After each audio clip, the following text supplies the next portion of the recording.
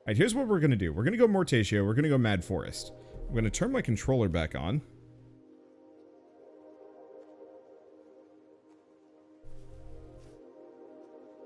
Okay, so I can dodge, but I can only go right.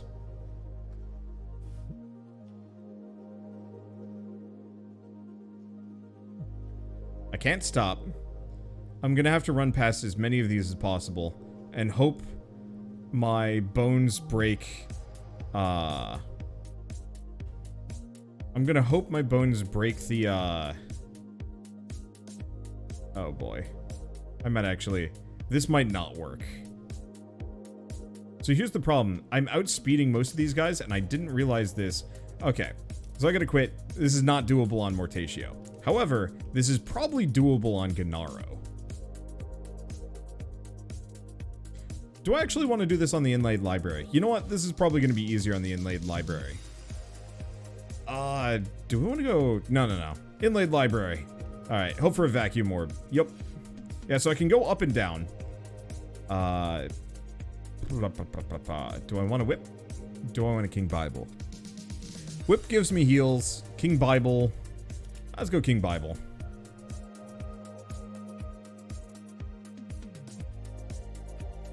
Okay. Here we go. What are you aiming for? To never stop moving in a direction. Let's see. Santa Water is going to be pretty much impractically useless here. We want things that are somewhat constrained to my screen.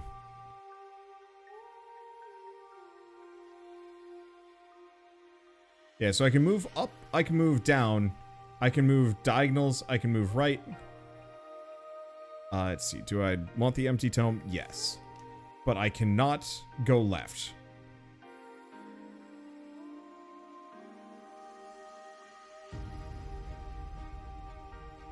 Means this is going to get really hard. We're going to have to hope we get our hands on an attract orb here. Otherwise, I'm going to run into problems. Rune Tracer is going to be big. And I do not actually want that. Alright, there we go. This is weird. I like this.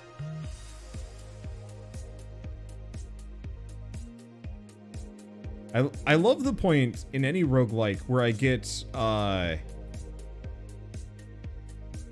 so familiar with how it works that do we want to... Yeah, we want to grab the bracer. Where I get so familiar with how it works that it becomes kind of screw around challenge run time instead. Same general flavor with Fallout 4. God, I would love it if if Microthesda goes out of their way specifically to oh, that was bad. Candelabrador? No. Cross? Maybe. Cross wouldn't be bad.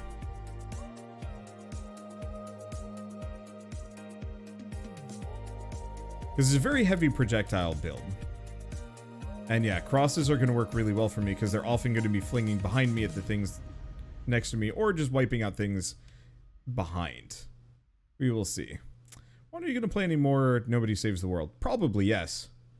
Also, kind of a nasty little side effect I'm running into. Hey, duplicator. There's no candelabras spawning.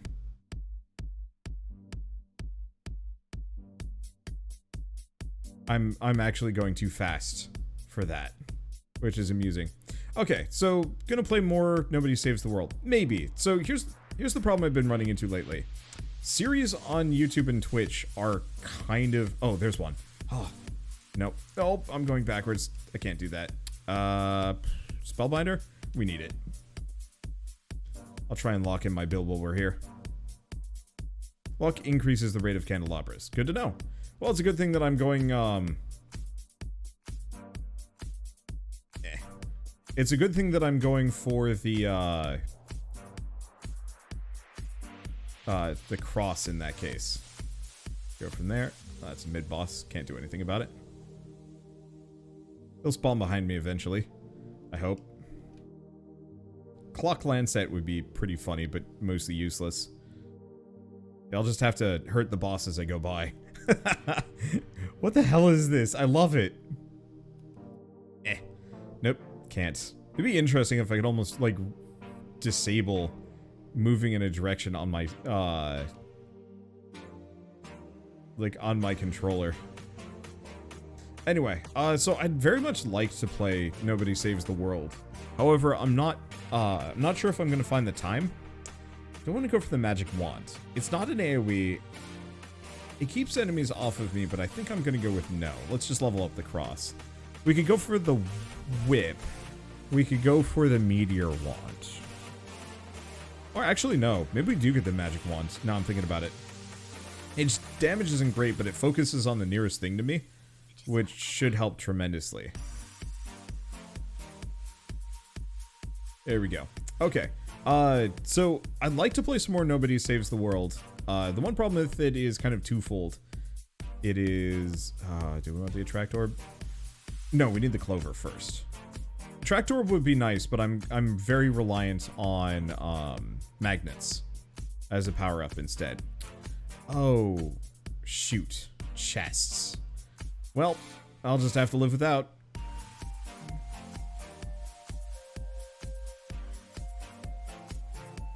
Let's keep getting cross up.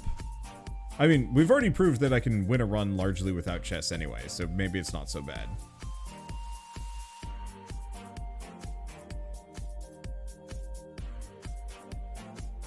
Be interesting if we, like, looped back on ourselves, but I doubt that's gonna happen.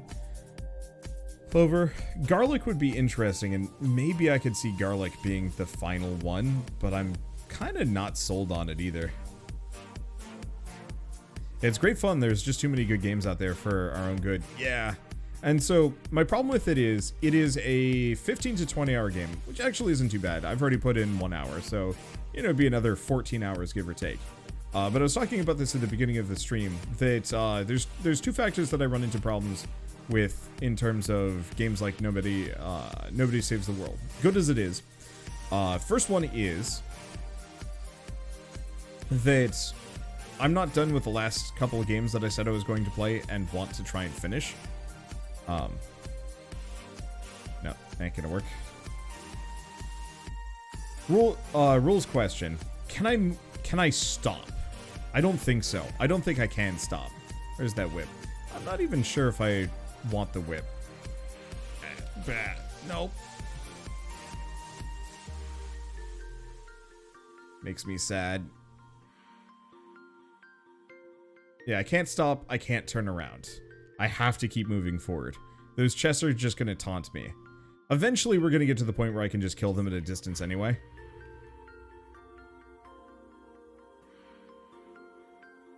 And it shouldn't be too much of an issue.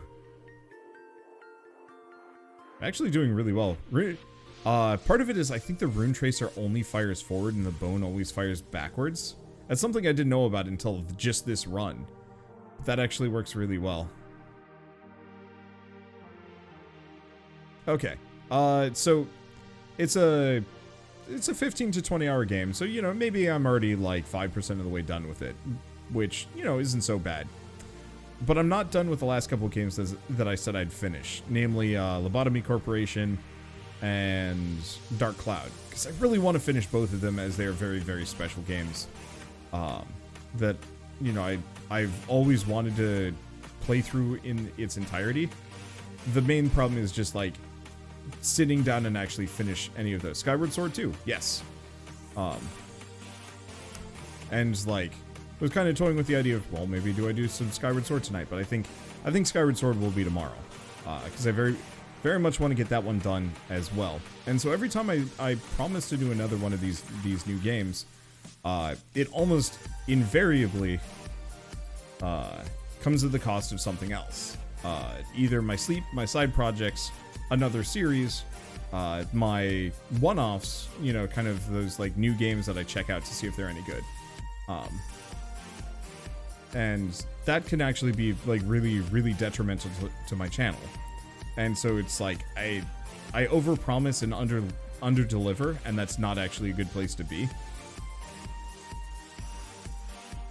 Let's see.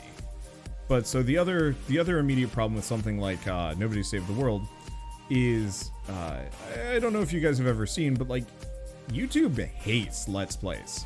I don't think they have like an official policy against them. However, the website very much does not want people to be watching sequential videos in the Let's Play format. And I'll probably do a video on this explaining it at some point, just looking at numbers. But that, you know, when I cover a game, it's when I cover a game, the first episode gets, you know, however many thousands of views. And then the second episode gets half of that. And then the episode after that gets half of that. And then eventually it hits a floor. I think my current floor is about 2,000, maybe 3,000 views. Give or take. Which, like, honestly, not too bad.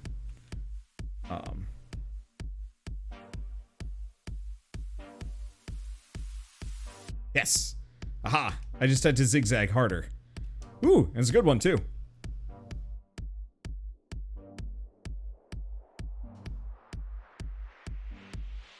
Let's see. Thank you, Sky. Oh gosh, I've missed a couple. Thank you, Skyland Dunau for the Prime sub, and also thank you, Bubs350Z for the Prime sub as well. And thank you, Bashboy128 for the 43-month resub. I missed all those, and I'm sorry, but thank you. Oh, come on, give me a magnet. No, no magnet. Okay. Some Let's Players have taken to not including part numbers in their titles because they suppose that that's what's affecting analytics. It definitely does. Yup. Yeah, there's a lot of things. Numbers in the title, numbers in the thumbnail, numbers in the. I mean, it's a lot. There's a lot of different factors that go into why Let's Plays are kind of not great. And thank you, Omen X, for the 5-month resub.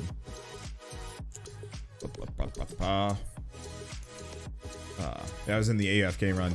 I mean, I have to keep my eyes on this game a little bit. If I get too distracted, I walk into a boss and die. But so, yeah, numbers in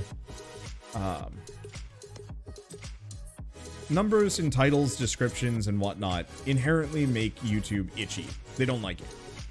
And so I don't know necessarily what it is algorithmically, and you know, when I talk to my manager, he will not give me an answer, and I'm assuming kind of it's one of those that they don't really even know what they've created half the time, and it's just kind of it's loose and they're doing their best to try and understand it. Whoa, thank you, Trooper Bari, for the 5 gifted subs as well. Thanks so much.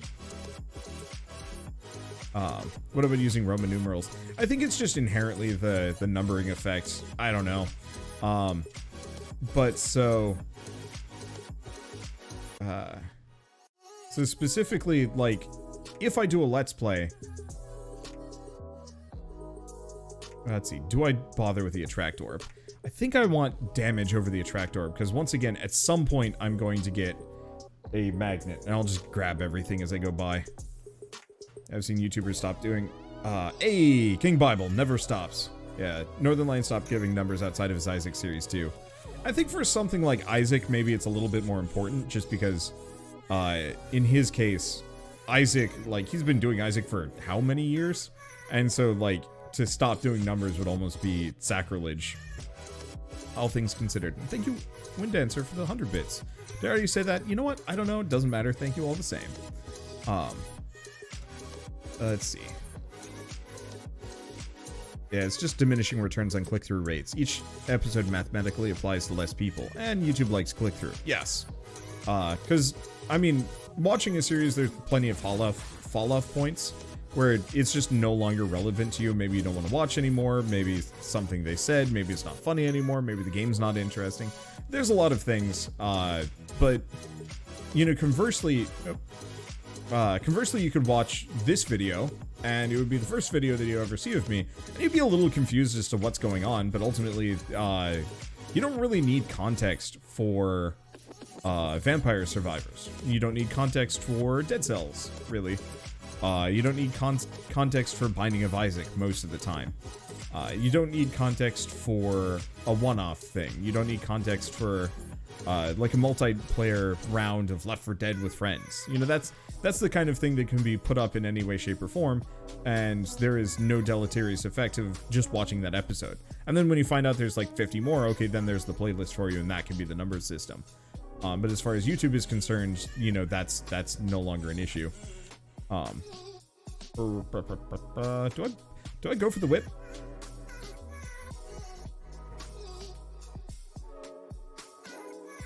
Yeah, I think I will. It attacks forward, works really well with this. But yeah, thanks Citizen Kane for the 100 bits as well. Or Slay the Spire. Yeah, that's another good example. Oldest streamer who mentioned that is the reason why her videos were so long. Viewers and algorithm don't like series. Yep. And so, currently, I'm finishing up a couple of Let's Plays. And there are going to be a couple of Let's Plays that just inherently have to happen because I can't think of a better format for them. So specifically, Shell and I will be playing through the rest of the Phoenix Wright Ace Attorney games over the next couple of years just because it's fun.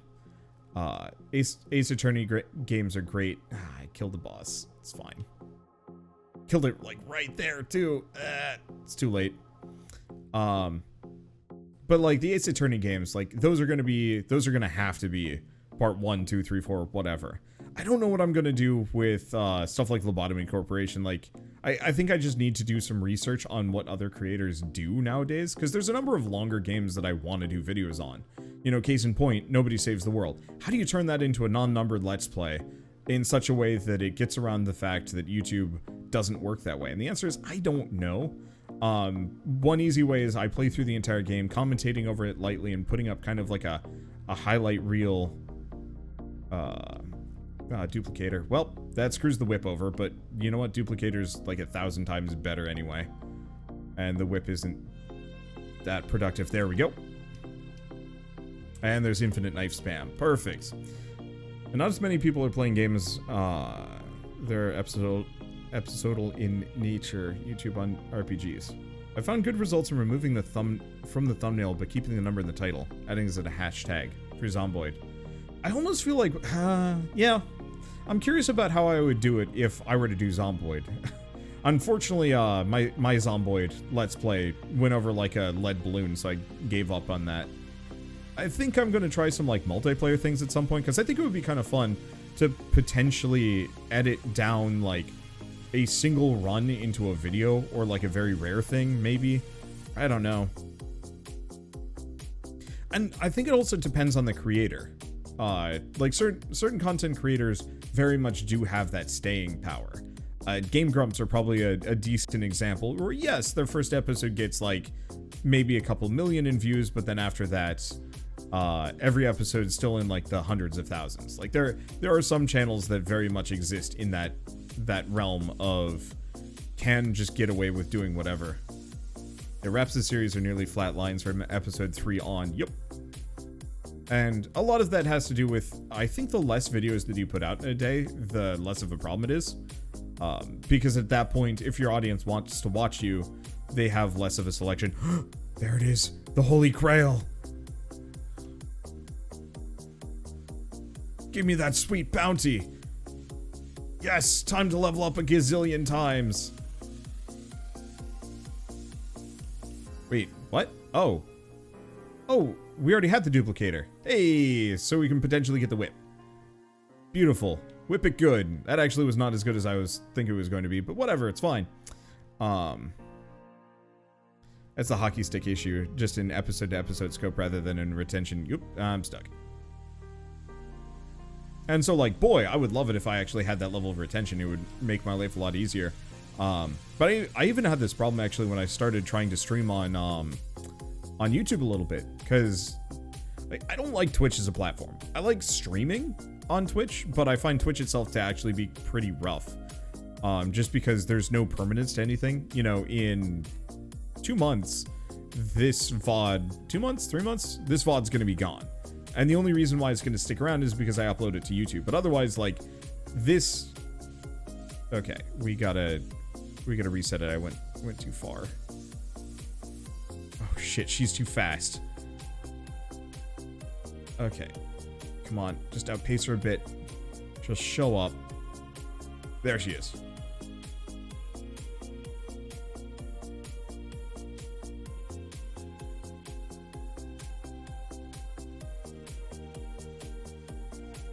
Okay, almost died from that. Oop.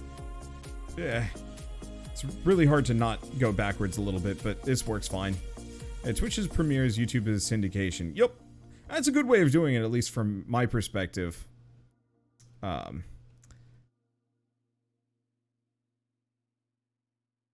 But there's still kind of like a roughness to it in a way. But so I was trying to stream specifically on YouTube for a little while, and I was actually really surprised because like people just weren't showing up.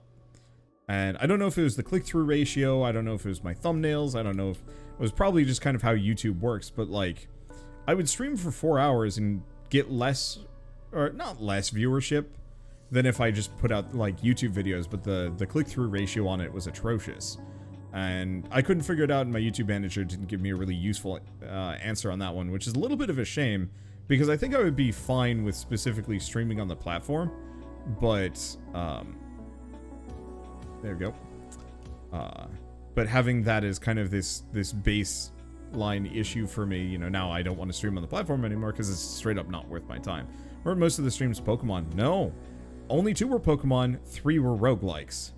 And of all of them, only 1 stream did... No, did I do 6? Because I did Shovel Knight Pocket Dungeon, 2 for Pokemon, 1 for Slay the Spire, 1 for Against the Storm, and once for Gilded Dungeoneering. So I think it was about 6. Yeah, I don't know how to find streamers on YouTube. Yeah, and so I think there was very much like a way to do it. And, you know, clearly I'd have to do some more research, but from my perspective, it just was not worth it. In kind of the same way that, like, Let's Plays are quickly becoming not worth it. Not necessarily because they're, like, strictly bad, but on some base level for me, as a content creator, I only have so many times in a given day, or so much time in a given day. And I have to use it at least somewhat wisely. It's why you might see certain games kind of disappear, or certain types of content. Like, I don't generally stream JRPGs anymore, even though I'd love to. You know, there's a couple that I'll go out of my way for. I'm thinking, like, Dark Cloud. Like, that one I'm kind of going out of my way for, because it's fun. But actually, like, streaming a full JRPG is rough. And I think even with Dark Cloud, I'm not sure if I'm going to keep streaming it, or if I'm going to do some kind of hyper-curtailed, like, Let's Play of it, where I cut the rest of it into, like, 3 episodes, and it's just, like, everything without any of the grind and whatnot. Generally, you schedule the stream ahead of time. At least that's how people who stream there generally do. I tried figuring out how to do, like, a visible schedule, and it didn't work. I don't know. It's confusing. And maybe I'll give it another shot in a little while, but I'm moving across the country, and everything's gonna change after that point anyway. So who knows where I'm gonna be in that one. It's like I might even do like morning and evening streams as kind of this like weird split schedule with different types of content, or who knows what. I don't know. Because I'm gonna be living in my parents' basement for as long as it takes for me to find a house. Life would be a lot easier if there wasn't, you know, a pandemic going on. Then I could actually, you know, pick and choose a little bit better. But yeah, part of it is algorithm on YouTube. Oh yeah. And so I don't want to say that I'm like, I don't want to be one of those YouTubers that makes that video being like, damn you, algorithm. But like, it's definitely one of those situations where every couple of years, I think every content creator has to sit down and take a look at what they're doing and say, what's working? What has YouTube changed? And how can I now change how I work to fit that? Because I think back in the day, there were a lot of content creators that would be like, the algorithm has changed, my business is ruined. And I think that's actually a very valid complaint from some people. There are certain styles that have just gotten destroyed, that will never ever be viable again. And it sucks because, you know,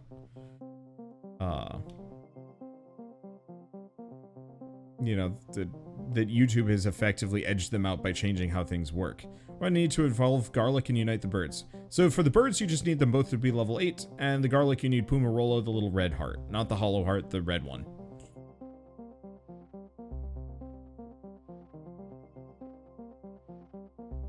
That's all you need to evolve them. So for me this year, especially, I guess over the last year, I think I talked about this a little bit. I've probably talked about this a bunch. But, like, I lost 1 million views last year, which really isn't, like, that big. Okay, we need to go past him.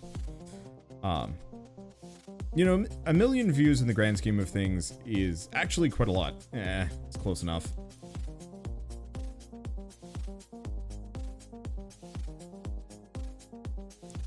YouTube's AI algorithm is to the point where the staff don't know how it works anymore. That's actually true. They're just kind of winging it. Oh, there's another boss there. Okay, I've got to outpace him. Right, and I can't stop moving. Okay, and then I've outpaced him again. I'll try again on the next one. The stopwatch. I'm not interested in the stopwatch too much. Go bracer. There we go. Yeah, 1 million views is a few $1,000s. Yup. And so for some people, like, that's pocket money.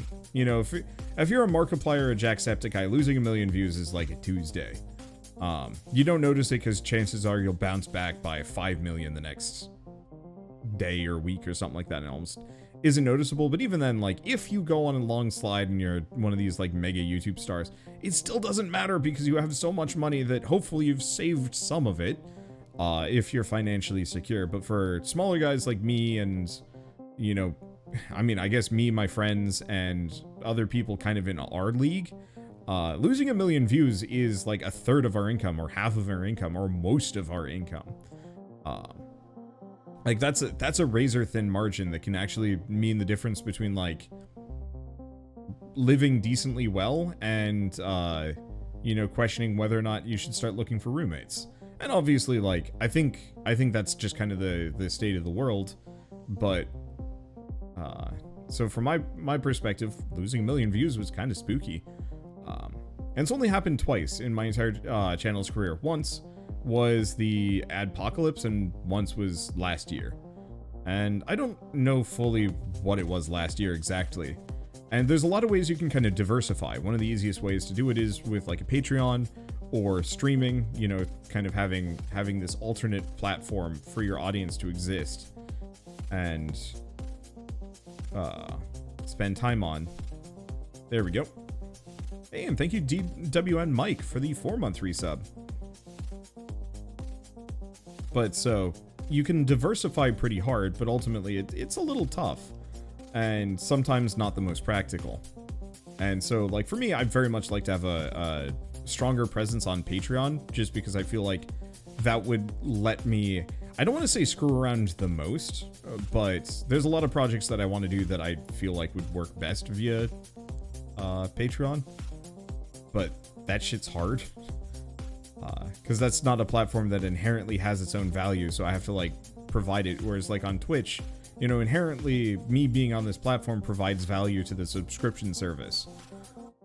And so there's kind of a little bit more of that reason for putting more time in over there, I guess. Or, sorry, there's more of a reason for somebody to sub to me on Twitch than on Patreon, technically. And that I have to be the one to kind of counterbalance it and make it so much more valuable to sub to me on Patreon instead, and that's tough. It's possible to run from death. You can freeze him. You can't run from him. He's too fast. Oh, what was I talking about? I mean, we're still kind of just talking about Let's Plays and why they're dead. But so, losing like 1 million views very much made me start thinking about, like, okay, what am I doing and what can I do and what can I change? To sit down and say, like, okay, well, series just aren't doing particularly well anymore on YouTube, and they haven't for a while. So maybe it's a good time for me to slowly edge those out, because I've seen a number of creators, you know, kind of move away from the traditional, you know, series episodes 1 through 1,000. You know, that they've moved away from that specific style, and it's actually worked quite well for them. And so I figured, you know, kind of try and stay the course for as long as possible. I almost burnt out bad at the end of last year. Like, it was rough. Especially with all the surprise new releases that I just was not ready for. And then, you know, starting in January, I was just gonna kind of go on vacation mode. Because I remember reading about how, like, Scott the Woz, I think, straight up, like, doesn't make a video for the first couple months of every year. I don't think I could do that. I'm not that stable, nor am I that confident in my novelty that I could come back after, like, a couple month break and still have people watching to the same, still have people watching to, like, the same degree. That's fine. Let's see. But it makes sense because, like, if you've ever... Here, I'm gonna grab that just for funsies. I know I'm supposed to be going right all the time, but, like, you cannot tell me that this is not worth it. Toasty roasty, suckers.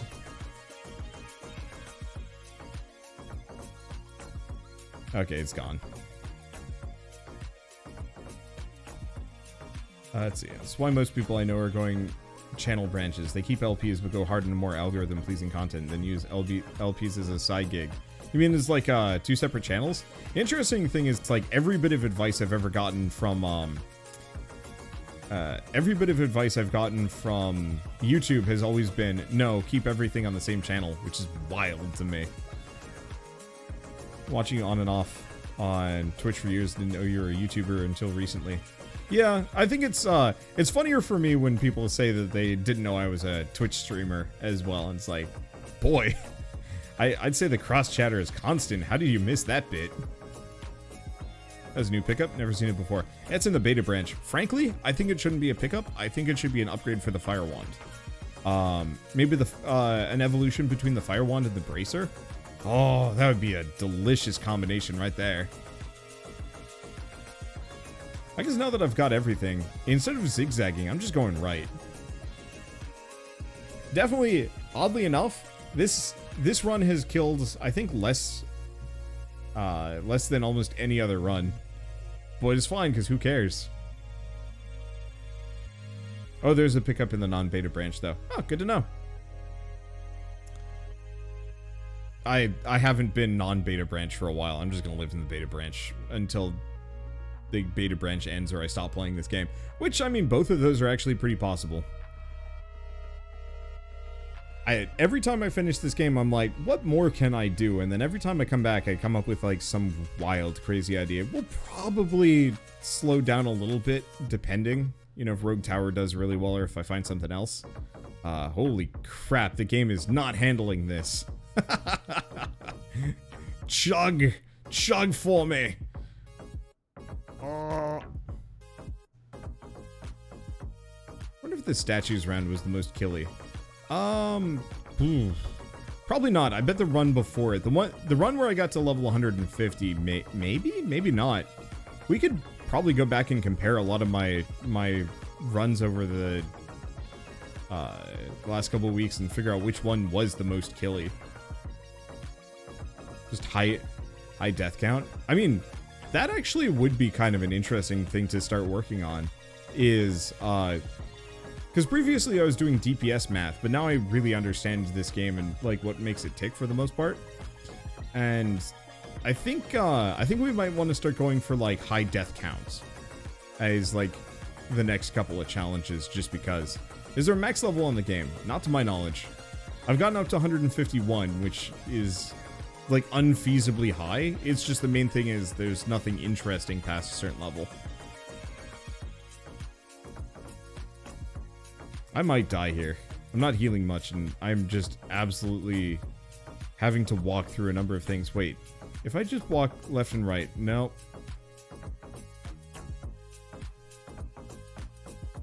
I guess I could actually shoot for the gap a little bit, or grab some floor chicken. Nothing in the rules that says I can't eat floor chicken. Probably be dead without all that extra armor. Whew. I might want to give garlic a shot on this next time I do it, just for the extra AoE. Because what would I get rid of? I have no idea. Probably the wand, if anything.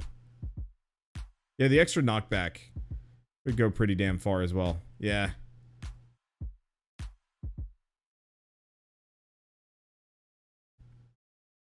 Okay. Whew.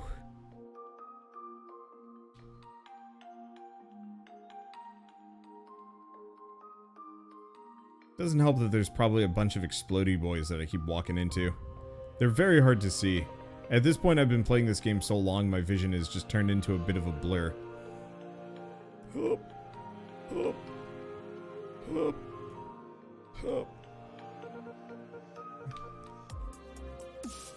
Okay. So I think if I do light zigzags, that keeps me a lot safer. I almost died. There we go. More floor chicken, which doesn't actually heal me too much. Yeah, so light zigzags are the safest possible route. Because it really just kind of pushes them off of my path. Hey, and now I'm dead. Woo!